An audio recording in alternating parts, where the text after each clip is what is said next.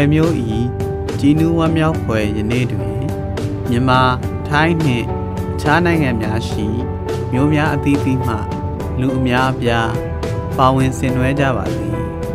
2014ခုနှစ်နိုဝင်ဘာလ6ရက်ဇာတာပတိနေ့စောင်းမုံလာပြည့်နေ့အခါတော်တွင်ပြည်တော်စုမြန်မာနိုင်ငံထားဝယ်မြို့လယ်၌ကျင်းပသောဇောင်းနိုင်ပွဲတော်နှင့်အခြားပွဲတော်သုံးခုတို့သည်ကြည်နူးချမ်းမြေ့မှုနှင့်ဝမ်းမြောက်မှုတို့ဆောင်ကျဉ်လာပါ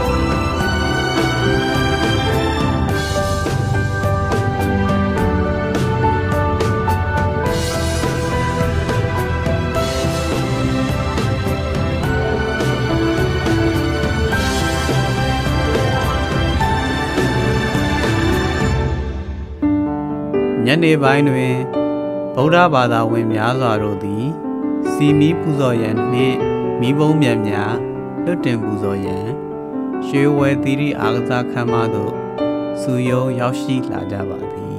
ယခုပွဲတော်ကြီးအားသမိုင်းဝင်အထိမ်းအမှတ်များတည်ဆောက်ရန်နှင့်ဗုဒ္ဓဘာသာ၏ကြီးမြတ်မှုကိုကမ္ဘာမှသိမြင်စေရန်ထိုင်းနှင့်မြန်မာဗုဒ္ဓဘာသာဝင်များမှအထူးလက်တွဲလှုပ်ဆောင်ပြီးစူးစီးကျင်းပခြင်းဖြစ်ပါသည်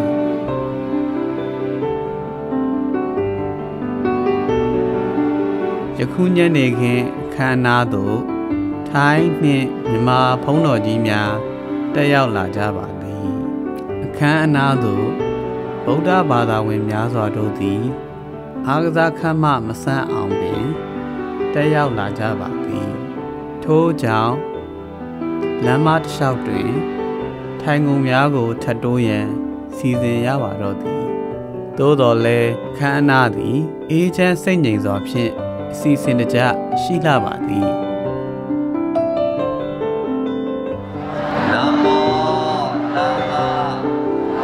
ကမ္ဘာငြိမ်းချမ်းရေးဤမီးရှူးတစ်ဆောင်အဖြစ်စီမီပူဇော်ခြင်းနှင့်မီးဘုံလွှတ်တင်ခြင်းကြောင့်ရရှိလာမည့်ကုသိုလ်ကိုခံယူရေးအတွက်လူတိုင်းဤကိုယ်နှင့်စိတ်ကိုစင်ကြယ်စေရန်မြန်မာဘာသာဖြင့်တရားတော်များရွတ်ဆိုနေသံများကအားကစားခန်းမတစ်ခုလုံးကိုဖုံးလွှမ်းနေပါတော့သည်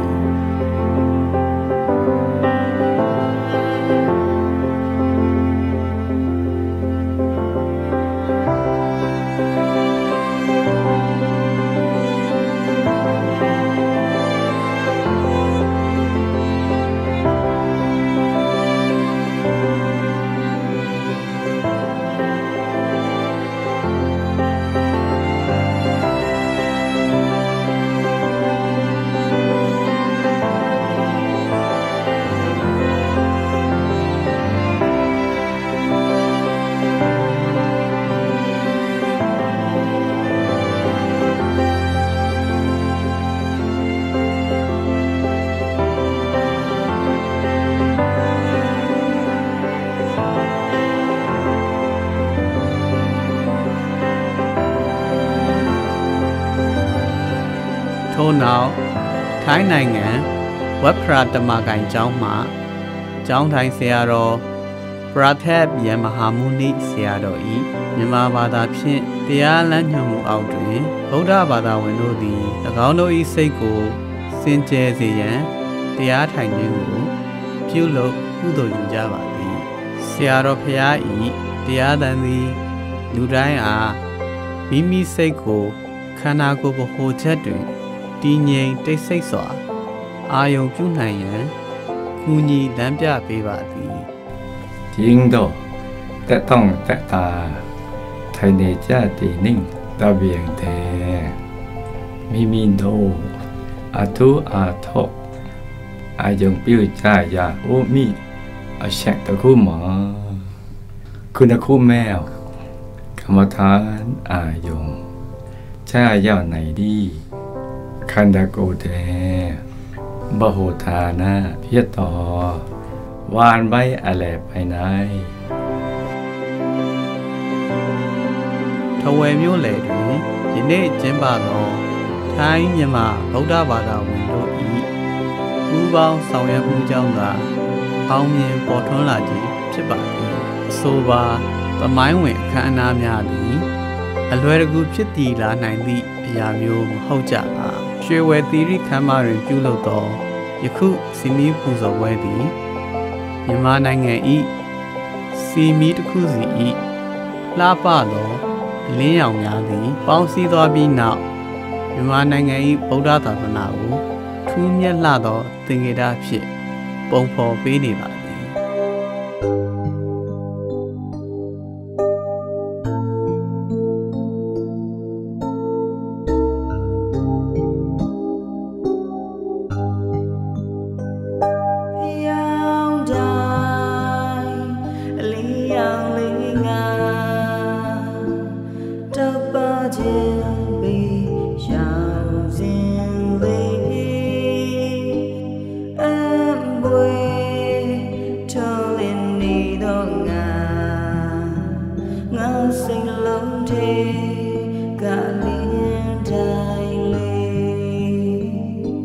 ခမ်းမတွင်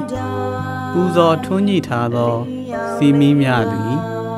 မြန်မာဗုဒ္ဓဘာသာဝင်တို့၏ဘာသာရေးကိုင်းဆိုင်မှုကိုထင်ဟပ်ပြနေသည်သာမကဗုဒ္ဓသာသနာအတွန်းရှိရေးအတွက်စောင့်ရှောက်ထိန်းသိမ်းရန်၎င်းတို့၏ထက်သန်သောစိတ်နှလုံးကိုပါ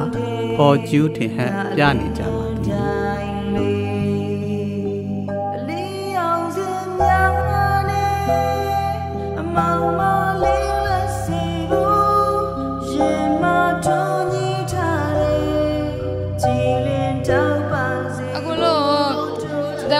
အမျိုးပွဲချစ်ပါရမဆိုဘယ်တော့ခါမှလည်းမမြတ်လဲအောင်လို့ရှင်အခုလို့အတစားတဲ့ပွဲတော်ကြီးမှာလူစေရောကိုပါမြို့နိုင်ပြီးပေါက်ရတဲ့ရဟန်းကိုလည်းကျင့်နာမိပါလဲရှင်ဘာလို့မဟုတ်ဆိုမိညင်လိုက်တဲ့ခင်မှာစီလမအတိုင်းမသိကိုကျင့်နာမိပါလဲရှင်ပြီးတော့ရလည်းပြောမိပါလဲရှင်နောက်ကြဆိုလည်းကျွန်တော်တို့အမျိုးပွဲလေးကျွန်တော်တို့နောက်ကြဆိုလည်းအမျိုးပွဲလေးကျွန်တော်တို့ဟိုဇက်တိုက်ကြည့်ပါတယ်ဒီမြန်မာနဲ့တိုက်ပူးပေါင်းပြီးတော့ထိုင်းနိုင်ငံရဲ့ဤပညာမြန်မာနိုင်ငံရဲ့ဒီအမျိုးကစီလုံးညီညွတ်မှုတွေနဲ့ပူးပေါင်းပြီးတော့ကျွန်တော်တို့ဒီလိုပွဲကြီးအောင်ကျစ်ပါနိုင်တယ်ဆိုတာကျွန်တော်တို့မြန်မာနိုင်ငံမှာပထမဦးဆုံးကြိမ်ဒီဝဲမြန်မာကျစ်ပါကြပြပါတယ်အားကြောင့်မို့လို့ဝမ်းသာပီတီမစုပ်ပြရပါတယ်အများကြီးကျေးဇူးတင်ရှိပါတယ်ကျွန်တော်တို့ကတော့အမျိုးပွဲလေးကိုအခုဆိုတာပေါ့နော်ထားပြီးရလဲကြွယ်ဖြစ်နိုင်မယ်ဆိုတော့နောက်ထပ်တစ်ကြည်လောမျိုးကိုထားပြီးရလဲကြွယ်ကျစ်ပါအစီရှင်ရဲ့အမျိုးကျွန်တော်တို့ဒိုဝဲမှာလာပြီးရပေါ့တနိုင်ငံလောက်ရောပြီးတော့ထိုင်းနိုင်ငံရောလာပြီးတဲ့ဆိုစူပေါ်ပြီးတဲ့ဆိုချစ်ပါတော့ဒဝဲမျိုးမလဲကြော်ရဲ့ဆက်ကာလဲဖျားရဲကျွန်တော်တို့ဒဝဲမျိုးမဘာသာရေးခန္ဓာရေးကိုကြီးကျယ်လုံးနိုင်ရဲဆိုတဲ့ဂုံလဲကြော်ရဲ့ပူဝရှိလာပါတော့အမျိုးသားကိုတနိုင်ငံလောက်ရောထိုင်းနိုင်ငံရောပါတီရတော့အများကြီးအမျိုးခန္ဓာကိုနောက်တစ်ကြည့်လို့ချစ်ပါမယ်ဆိုတော့လဲကြော်ရဲ့အာဒါတရောပါဝင်ဆောင်ရွက်မယ်ဆိုတော့စန္ဒရှိပါယခုဘာသာရေးအခမ်းအနားအတွင်းလွတ်တင်လိုက်သောမီးပုံများကလည်းကမ္ဘာငြိမ်းချမ်းရေး၏မီးရှူးတစ်စောင်အဖြစ်ထဝယ်ကောင်းကင်ရဲ့တစ်ခုလုံးအပြည့်နေရာယူထားကမြန်မာဗုဒ္ဓဘာသာဝင်တို့၏ငြိမ်းချမ်းရေးလူလားပုံကိုကမ္ဘာအားဖော်ကျူးပြသနေပါသည်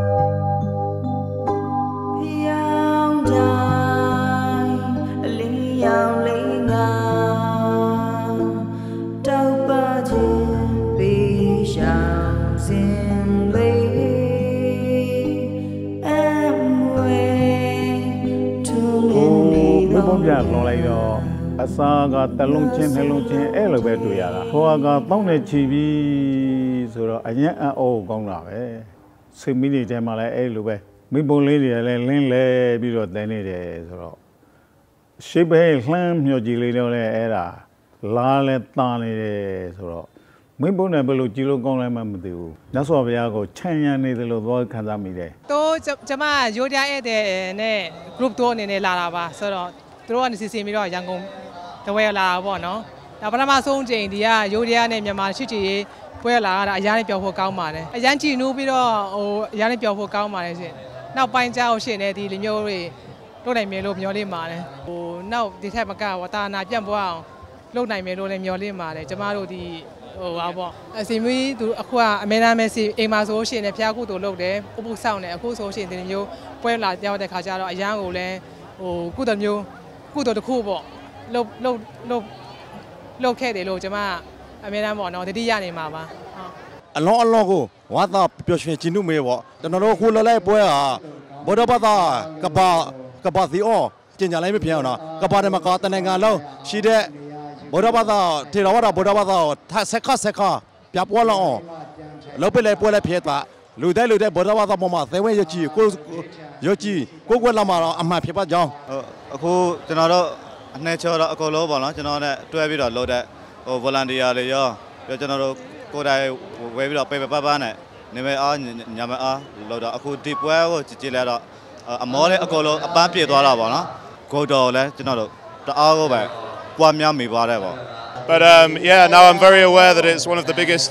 Buddhist festivals in this region, and it's drawn people from all over Myanmar have come here. Absolutely amazing and wonderful. It's just one of the most wonderful, uplifting experiences I've had on my travels in Asia and in Myanmar. If you looked up at the sky about 20 minutes ago, it was empty. You couldn't see anything, and now it looks like it's been filled with a new galaxy of stars. It's just one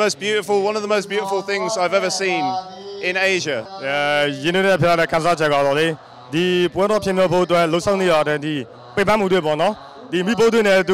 Listen to you, Gothamare. Time the Mamadi who let you don't want to bono. The Puerto Chick Camino, Naule, Dilo Bear who are bono, and Monsieur Letter with the Puerto di Lugome, Lubono, the Lacuni da Bono, the water Lacuni, the Watermagan Seradogina, the Puerto, Volunteer Puerto, all low. Chizu two bad things about the Lubare. Altamagan Saroju, Lavadilo, Yanji, the Puego. Myanmar ထိုင်းချစ်ကြီးအနေနဲ့မြန်မာနိုင်ငံမှာပထမဦးစွာပြောပြောရွှင်နဲ့အရန်စီကားတဲ့ပွဲကြီးကိုအတွက်မြန်မာဒါပထမဦးဆုံးချိန်ပွဲတော်ကျင်းပရေးကော်မတီရဲ့ဥက္ကဋ္ဌအနေနဲ့အရန်ဝမ်းမြော်တဲ့အကြောင်းပြောချင်ပါတယ်။အဲ့လိုပွဲတော်ကြီးကိုမြန်မာစစံကျင်းပနိုင်အောင်ဆိုပြီးတော့လာရောက်ကူညီပေးတဲ့ဒါဟိုထိုင်းနိုင်ငံမှာရှိတဲ့တန်ခါများနဲ့တိုင်းနိုင်ငံမှာရှိတဲ့ volunteer များအားလုံးကိုလည်းကျွန်တော်တို့အနေနဲ့အရန်ကျေးဇူးတင်တယ်။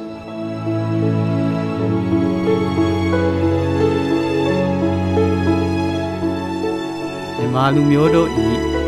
ဘာသာတရားကိုင်းဆိုင်သောစိတ်သည်ဗုဒ္ဓဘာသာထွန်းကားသောဤဒေသတွင်ဗုဒ္ဓဘာသာကိုအတွန်းရှည်စွာတည်တံ့ပြန်ပွားစေမည်ပါသည်ယရနာသုံးပါးကိုရိုသေချစ်ခင်ခြင်းကြောင့်ကမ္ဘာအနေအနှံ့ရှိဗုဒ္ဓဘာသာဝင်တို့အားပေါင်းစည်းစေကယခုတစောင်းတိုင်းပွဲတော်နှင့်အခြားကုသိုလ်ပွဲတော်သုံးခုကိုထဝယ်မြို့နယ်တွင်အောင်မြင်စွာကျင်းပစေနိုင်ခဲ့ပါသည်။ယနေ့တွင်မြန်မာနိုင်ငံရှိဗုဒ္ဓဘာသာဝင်များမှဗုဒ္ဓဘာသာ၏ကြီးမြတ်မှုအားကမ္ဘာသို့ထုတ်ဖော်ပြသနိုင်ခဲ့ပြီဖြစ်ပါသည်။ထဝယ်မြို့တွင်ယနေ့ကျင်းပခဲ့သောပွဲတော်များ၏အောင်မြင်မှုသည်ကမ္ဘာအရပ်ရပ်ရှိဗုဒ္ဓဘာသာဝင်များအကြားပူးပေါင်းဆောင်ရွက်မှု၏အရေးပါပုံကိုဥပမာပြရုံများဖြင့်နမူနာကောင်းများပြသနိုင်ဖြစ်ပါသည်ထို့အပြင်ကြီးညိုတတ်ဝင်ကြကုန်သောဗုဒ္ဓဘာသာဝင်များသည်ဘာသာသာသနာတော်အားအတွန်းရှည်တည်မြဲစေရန်ထိန်းသိမ်းကာဝယ်နိုင်ကြမည်ဖြစ်ပါတော့သည်